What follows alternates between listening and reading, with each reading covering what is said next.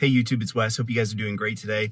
I don't know if you guys saw my last video on Cardano, but I had some really good conversations with some friends of mine that occurred just yesterday. And one of them said, you know, Wes, he's like, I really appreciate you really talking about Cardano as a whole and like where it can realistically go. Like, yes, it's great to kind of see it really moving because the technology is the big piece that's moving it with smart contracts and all that. And he said, you know, I was having some conversations with my own friends, he said, and one of them is like extremely bullish, he said, and he recently got into Cardano in the past, couple of months. And he's like, I really think this is going to be the next crypto that's going to go to $1,000. And I'm really banking on that. It's like my big moonshot. And I want to see it do what, Bitcoin did and what, Ethereum did.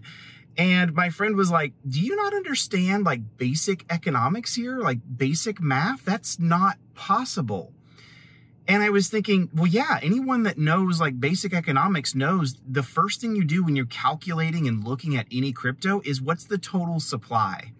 And when we know the total supply, that gives us the ability to really understand where it can actually move in terms of its full price. See, this is one of the most basic parts of economics. And I want to pull this into Cardano, and I actually want to pull this into Pi as well, because a lot of people ask me all the time, what is my price speculation on Pi? And so I'm going to get to why I don't price speculate on that one as well.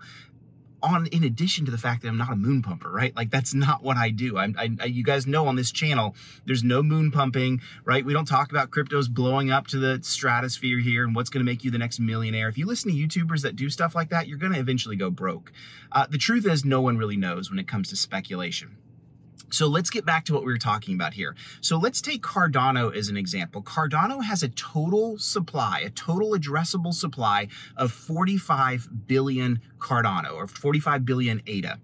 So if we consider 45 billion and we just say roughly Cardano is worth about $2 a token right now, or $2 a coin, I should say, that puts it at its current market cap in the 80 billions. Well, what happens if we say, well, I think Cardano can go to, I don't know, $1,000. Here's how crazy this gets. The math is very simple. We take the price that we're speculating, we multiply it by the maximum supply, or even the current supply if you want to, because not all ADA has fully been created yet. But let's just take the max supply. You just multiply those two together and you get its total market cap. So I was looking at this just a minute ago, and if you take ADA's 45 billion and you say, well, I think it can go to $1,000, and that's my moonshot, that's like way below Bitcoin's, 50,000, I'm sorry, then it's feasible. No, it's not. Here's why it's not feasible. Do the math. You can check me on this. 45 billion ADA times 1,000 gives it like a $45 trillion market cap. Here's the problem with that. The entire crypto market cap, Bitcoin on down, is currently sitting at like 1.1 trillion or something close to that, if my memory serves me correctly.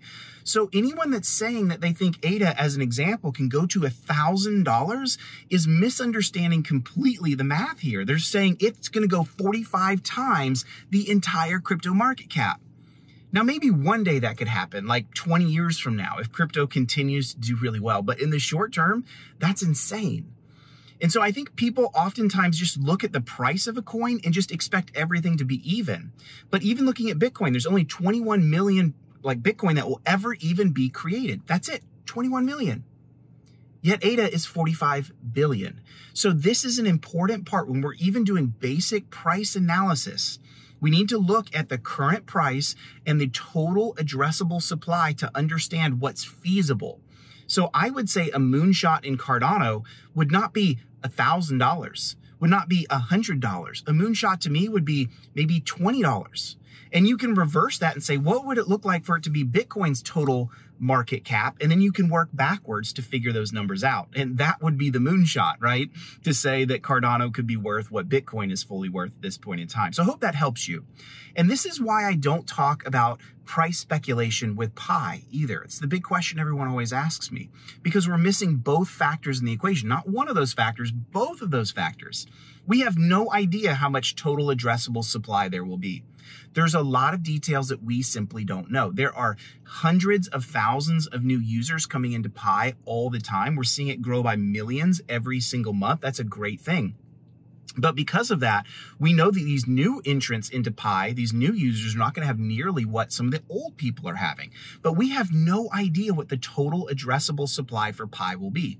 Secondly, Pi is not on any markets. Regardless of what people say, regardless of IOUs or these strange marketplaces that are out there that have some amount of use case, and I'm aware they're trading at like $100 a Pi, but that's not a real market. That's sort of a closed off ecosystem that you have to join and follow their rules. So until Pi has, one, the total addressable market for us, and two, we see it begin to go on exchanges where the market dictates the price and not some individual group, then we will be able to get much closer in understanding what its addressable supply and its full price is going to be. And that's why I don't speculate.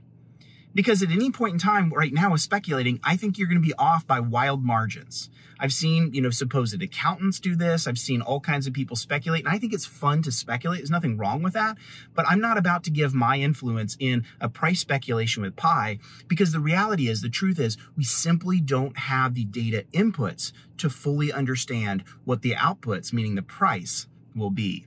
Hey, I hope this video, is helpful to you. Just a quick little 5-6 minute piece that I just wanted to peruse for you, in the hopes that this kind of gives you some ideas on the way that I think through all of this, and hopefully dispel some of those.